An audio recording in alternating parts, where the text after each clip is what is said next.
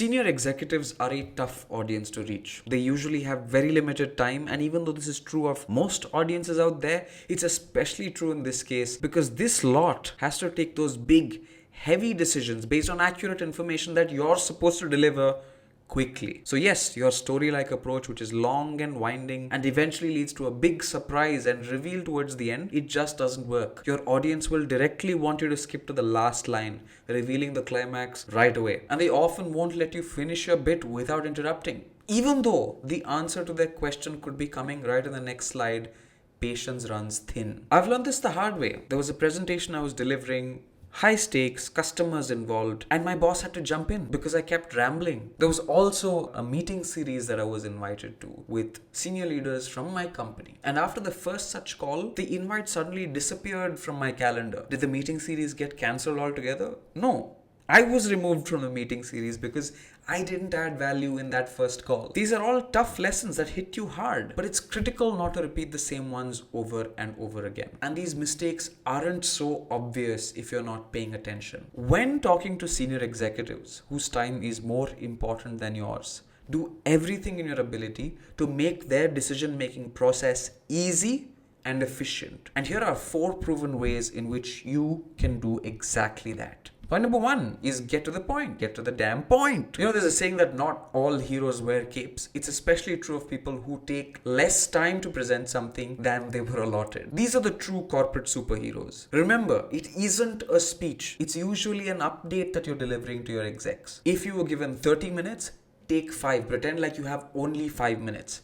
This will force you to be succinct and lead with the important points first. By the way, when you're invited to a 30-minute call, it's easy to assume that the 30 minutes are exclusively for you. But that's never usually the case. There are always other points on the agenda to be discussed. Point number 2, set clear expectations right at the start. Tell everybody right at the start that you're going to be using the first 5 minutes to give everybody the summary, and the remaining time, the 25 minutes that's left, can be used to get into a discussion or a conversational mode where questions from your summary can be broken down and analyzed in more detail. Point number 3, create an executive summary. Lead with your executive summary at the front of your deck. Yes, I said it. Arrest me. I said the word slide deck.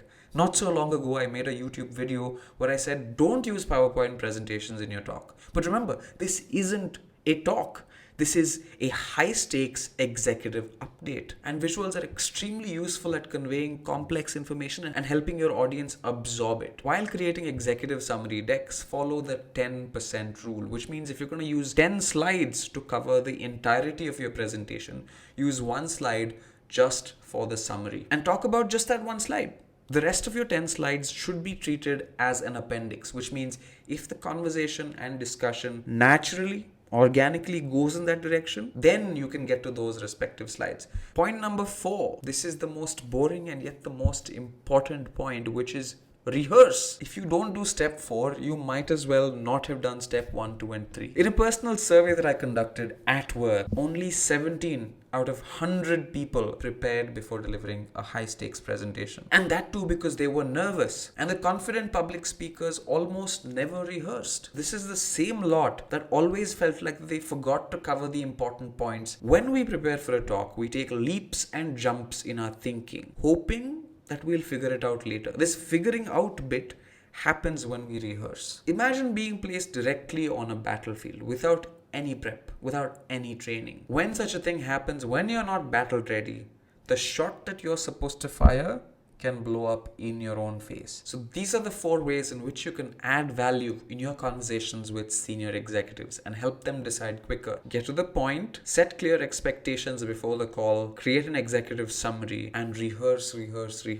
If you learned something new in this video or found it enjoyable, do consider subscribing to my channel and hitting like on this video. Remember, it's free for you, but it really helps this channel out. And if you're somebody who grapples with self-doubt and imposter syndrome all the time and want to know how the elite performers in the world overcame self-doubt, I've made a video on it. It's available on my channel. I'm going to link it towards the end of this video. Make sure to check it out.